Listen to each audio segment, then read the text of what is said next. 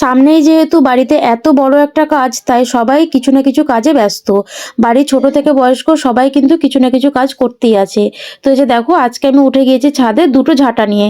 যেহেতু বড় মার সমস্ত কাজ এই ছাদেই হবে, তাই ভাবলাম ছাদটাকে খুব সুন্দর করে ঝাড় দিয়ে পরিষ্কার করে দিই। আর সিঁড়িতে ছিল অনেকগুলো বাঁশ, তো সেই বাঁশগুলোই দাদু দেখছি এদিকে বয়ে বয়ে ছাদেরই একপাশে রাখছে। আর হ্যাঁ, শুধু কিন্তু আমি আর দাদু কাজ করছি না, এখানে কিন্তু সকলেই কাজ করছে যারা যারা আর কি বাড়িতে আছে।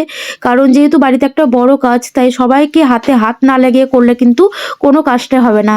তো এই যে দেখো, আমার অবস্থা তো একদম বেহাল, কারণ এই ছোট ঝাঁটা দিয়ে ঝাঁতে দিতে আমার মাজাতে ব্যথা শুরু হয়ে গেছে। তারপরেও দেখছি যে না, দিয়ে দিই আস্তে আস্তে।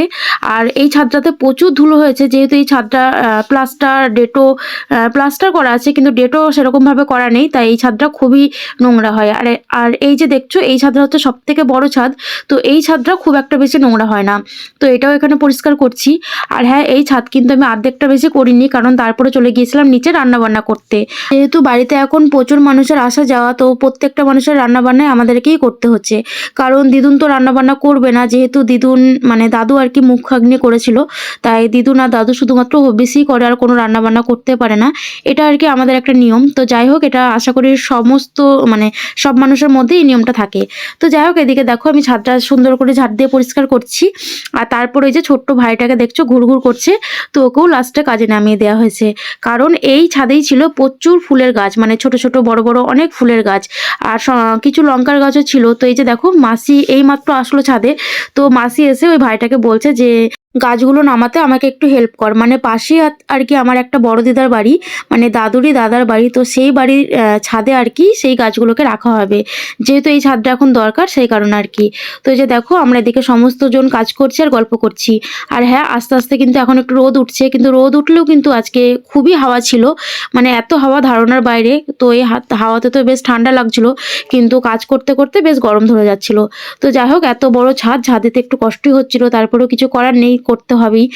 আর লাস্টে মানে যেদিকে গাছগুলো ছিল সেদিকে প্রচুর মাটিও ছিল, যেহেতু মাটি ছাড়া গাছ হয় না। তো সেই মাটিগুলো বিকেলবেলাতে দিদুন আর কি সমস্তটাই ধুয়ে দিয়েছিল, কারণ যেহেতু মাটিগুলো না ধুলে একদম নোংরা অবস্থা হয়ে থাকবে, তাই। আর তারপরে যে দেখো, ভাইকে সোয়েটার মোয়েটার খুলে দিয়ে সমস্ত কিছু মানে খুলে দিয়ে একে বড় দিদার ছাদে নামিয়ে দেওয়া হয়েছে। তো এই ছাদে আর কি গাছগুলোকে রাখা হবে। তো এখানে মাসি একটা একটা করে গাছ এগিয়ে দিচ্ছে, আর ভাই নামিয়ে নামিয়ে রাখছে, কারণ ছাদটাকে তো পরিষ্কার করতে হবে, তোমাদের আগেই বললাম। আর এই যে দেখো, গাছে ছোট ছোট কত সুন্দর ফুল ফল ধরেছে। ফুল ফল বলতে কিছু লঙ্কা হয়েছে, আর এখানে কিছু গাঁদা ফুল হয়েছে, কিছু পালং শাকও হয়েছিল, আর ছোট ছোট দুটো দুটো তিনটে মতো লঙ্কাও হয়েছিল। তো যাই হোক, সমস্ত গাছের মায়া ত্যাগ করে এই গাছগুলোকে এখন নিচে নামিয়ে দেওয়া হচ্ছে, কারণ গাছগুলোতে এই কয়েকদিন হয়তো সবটাই মরে যাবে, কারণ যেহেতু জল বা যত্ন কিছুই সেরকম পাবে না, তো হয়তো মরে যাবে। তো যাই হোক, কিছু করার নেই।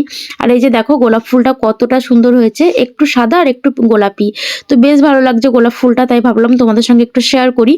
আর এই যে বড় বড় যে টবগুলো দেখছো, এগুলো কিন্তু আর নামানো হয়নি, এগুলো সাইডে রাখা হয়েছিল, কারণ এত বড় না ওই ভাইটা নিতে পারছিল না, যেহেতু খুবই ভারী ছিল। তো যাই হোক, আজকের মতো ভিডিওটা এই পর্যন্তই। কেমন লাগলো অবশ্যই জানাবে, ভালো লাগলে লাইক